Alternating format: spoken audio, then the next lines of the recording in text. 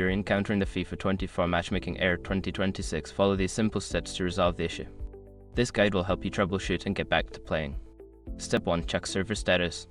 Visit the official EA Sports website or social media channels to check if there are any server outages or maintenance activities. If the servers are down, you may need to wait until they are back online.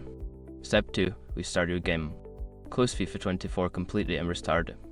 This can refresh your connection and resolve temporary glitches that may be causing the error. Step 3. Restart your device. Turn off your gaming console or PC, wait a few moments, and then turn it back on. This can help clear any issues with your system that might be affecting the game. Step 4. Check your internet connection. Ensure that your internet connection is stable. You can test your connection speed or try connecting to a different network to see if that resolves the issue. Step 5. Update the game. Make sure that FIFA 24 is updated to the latest version. Check for any available updates in your console or PC settings and install them to ensure optimal performance. By following these steps, you should be able to resolve the matchmaking error and enjoy your gaming experience.